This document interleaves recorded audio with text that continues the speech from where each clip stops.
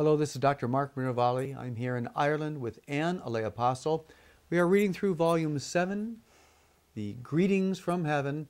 And I'd like to begin with the July 26, 2004 message, in this words from St. Catherine of Siena.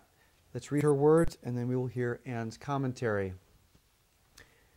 I send greetings to my brothers and sisters who struggle so valiantly for Jesus. I am with you. We, your brothers and sisters in heaven, know your struggles well. You will not encounter anything for the first time in this heavenly family. There is always someone who faced a similar struggle.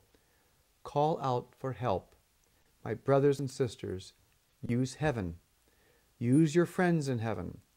Ask for new friends in heaven if you encounter something and you do not know of anyone here who has faced that struggle. You will get immediate intervention and assistance. You may not see us standing next to you, but we are there. There are different states of awareness, and generally speaking, those on earth, in their bodies, do not see heavenly beings. You just do not have the eyes for that vision. On occasion, when it suits heaven's purposes, earthly souls are given heavenly eyes temporarily, so that they can convey messages or be strengthened, simply draw attention to heaven and God. Those souls have a difficult time because they are not brought immediately to heaven, but must finish their work. They can get very lonesome. Do not wish for this type of experience, because it is actually a cross in many ways, and there are great obligations that accompany it.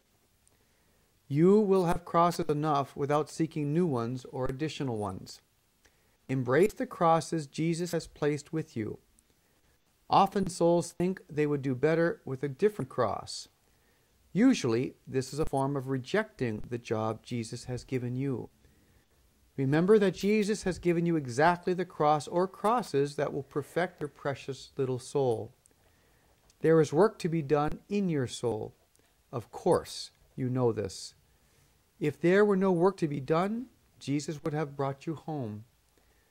So while you are on earth, with work to be done on your soul, work. We always tell you to serve.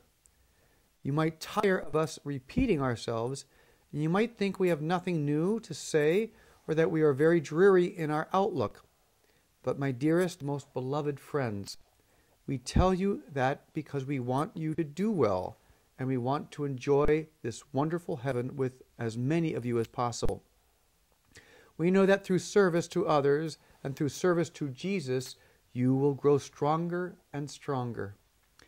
The enemy will not be able to divert you from your path to Jesus, and by walking that path, you will pull many in behind you.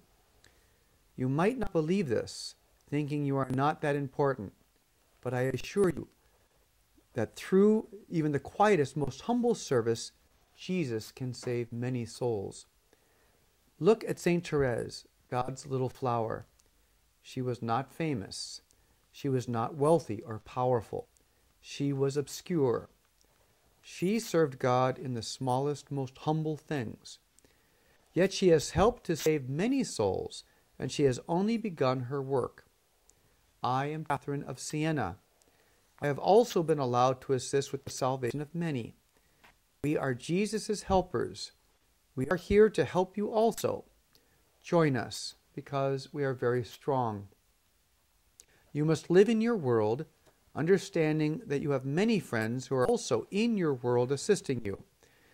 You have an invisible army to assist you. This should make you very strong and courageous indeed. One word of caution for you, dear brothers and sisters. Our goals are not the goals of your world.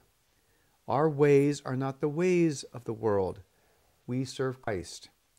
Our wills always reflect the divine will. Come now, work for heaven as though you have only the smallest time left. You will not regret any sacrifices you make for him. Please serve. Your comments, Anne? Catherine is lovely in the way she says, now use heaven and use all of us. And she says, but you can ask for new friends in heaven, and they're here, and they can. So if you are encountering a situation, you know, that we don't know who is the saint for jammed printers, Yeah, you know right, what I right. mean? We can pray that someone up there will help us, and they will help us.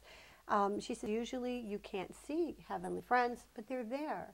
And there's a lovely caveat here that we all need to heed. Don't ask for exceptional experiences. Like, don't desire to experience visions and things like that.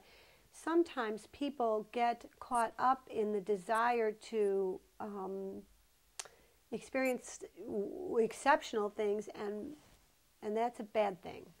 Yeah, St. Catherine underscores the crosses, which are apparent to those who receive these, but may not be apparent to those who desire these things. And we have enough crosses. We shouldn't be asking for more beyond our vocation. Yeah, and a desire for that really means I'm not satisfied with what the Lord is sending me, and I'm not going to use what the Lord is sending me.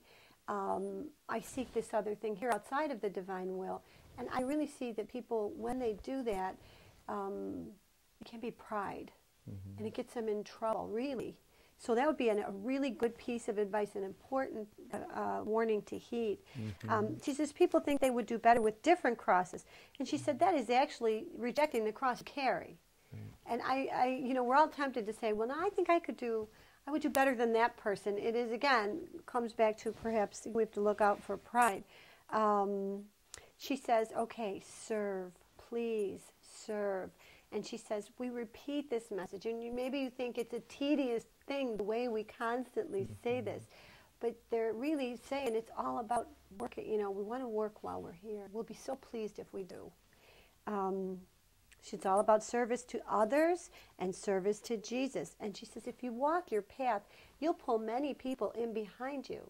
And then she beautifully references the little flower. Isn't it something about this? The great saints refer to the little flower. Yeah. I mean, that's such a word to us about being small does great things in a heavenly context. Yes, and she said the tree served in obscurity, and she says she was humble, but she saved so many. Now, Catherine says, I too have been allowed to assist with the salvation of many, and she says, we are so strong. You know, and it's this balance of they understand their role. I mean, there's a humility that's not offended in them saying, this is what I'm supposed to do. And Catherine says, you know, I've saved many, but it's in complete truth, and it's never this this tendency to put one beyond another. It's a sense of awareness of what they're called to do, and they do it in God's name, but it's never at the cost of another's reputation or never putting themselves above. No, that's the opposite of heaven. And they serve with the idea, eyes always forward. You know, never mind what you did yesterday. What are you doing today? What am I doing in 5 minutes? What does the Lord need from me now? Never mind any examination of past merit or even past sinfulness, unless it hasn't been, you know, examined and retired. Right, a call to service now, today. That's right. Thank you, Anne.